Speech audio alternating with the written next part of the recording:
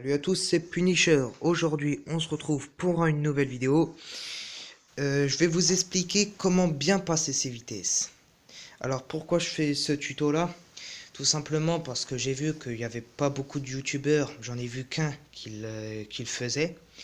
Et tout simplement parce qu'il y a beaucoup de jeunes débutants, même d'adultes que je connais, ils font tous la même erreur. Alors déjà, la première erreur, c'est de ne pas passer les vitesses, que ce soit les vitesses à l'arrière ou les plateaux, hein, comme ça.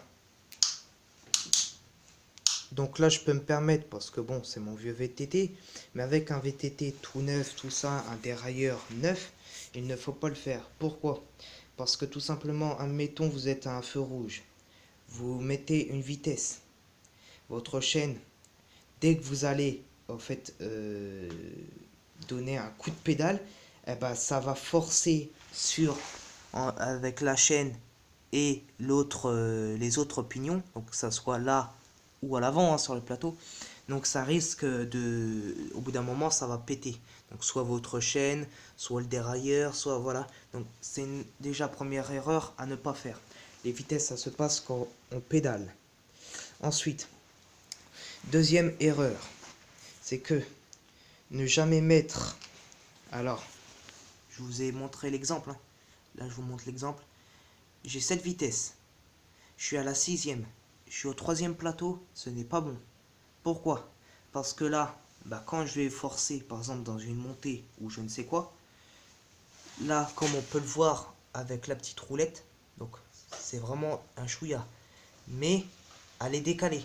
Donc, si admettons, je reste au troisième plateau, et là, petit à petit, je monte de cran en cran. Donc, si admettons, je me mets carrément à la première vitesse, hein, la chaîne sera décalée, sera comme ça, de travers en fait.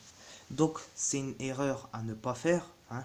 Quand on veut, donc quand on se met à partir du deuxième plateau et du troisième, la chaîne, les vitesses à l'arrière, faut que ça soit la plus petite, donc la plus dure. Donc, quand vous avez cette vitesse, comme moi là sur mon vieux VTT, vous vous mettez à la septième vitesse. Donc là, je suis à la 6, c'était pour vous faire voir, mais il faut mettre à la 7.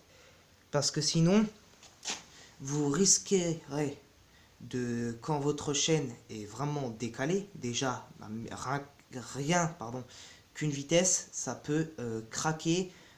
Après, vous pouvez casser carrément votre chaîne, hein. C'est une erreur et aussi casser vos pignons. Donc c'est une erreur à ne pas faire.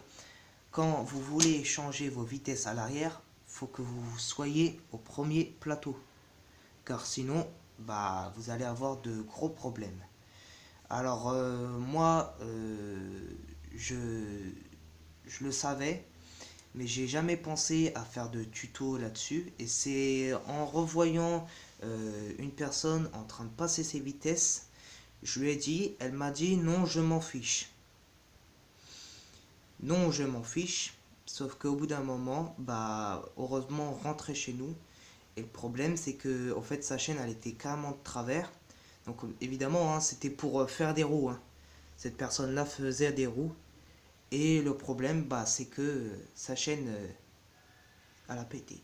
Tout simplement. Sa chaîne a pété.